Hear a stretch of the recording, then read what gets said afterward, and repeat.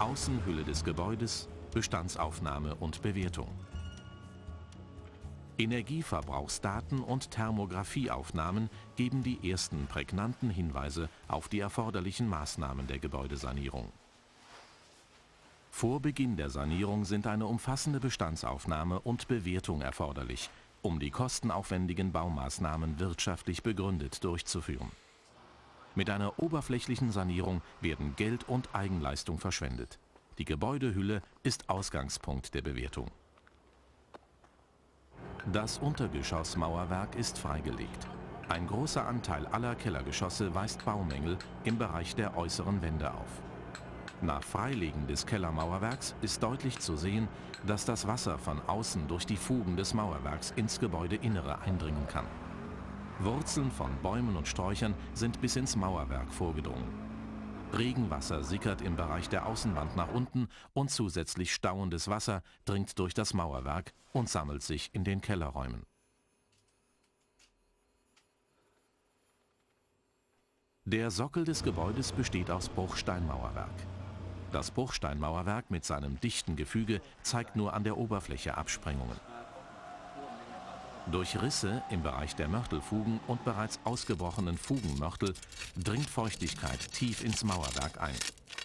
Im Winter gefriert die eingedrungene Feuchtigkeit in den Mörtelfugen und beeinträchtigt so die tragende Funktion des Mauerwerks. Das Außenmauerwerk des Erd- und Dachgeschosses besteht aus einem zweischaligen Ziegelmauerwerk. Die Süd- und Ostfassade sind mit einem Kalkzementmörtel verputzt, auf dem ein Natursteinsplit aufgetragen ist. Der Putz ist stark verunreinigt.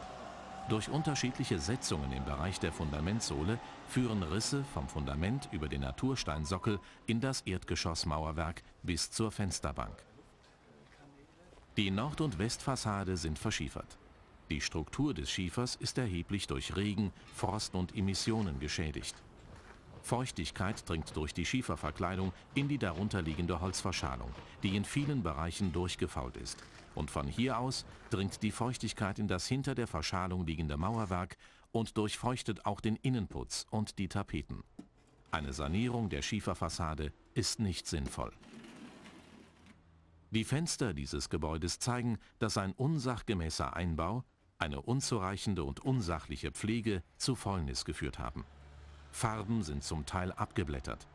Unter vorhandene Farbschichten dringt Wasser ein. Dieses führt an vielen Stellen der Holzfenster zu Fäulnis.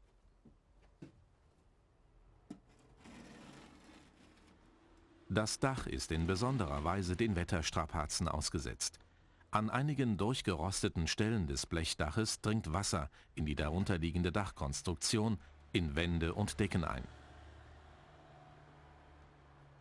Der Schornstein ist nur zum Teil verputzt und ist mit Mauerwerksrissen durchzogen.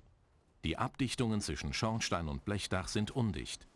Feuchtigkeit dringt über diese undichten Stellen in das Gebäude ein und verursacht im Bereich des Schornsteins und des Dachstuhls Fäulnis und Schimmel. Die Ortgänge und Gesimse im Bereich des Giebels bestehen aus verschiedenen Baustoffen. Die Blechprofile sind durchgerostet und die Tragfähigkeit der Holzverkleidungen ist durch Fäulnis herabgesetzt. Die Anschlüsse des Dachaufbaus mit der Dachfläche und die Überdachung der Haustüre zeigen erhebliche Schäden und Undichtigkeiten auf, die innerhalb des Gebäudes zu Bauschäden und Durchfeuchtung führen.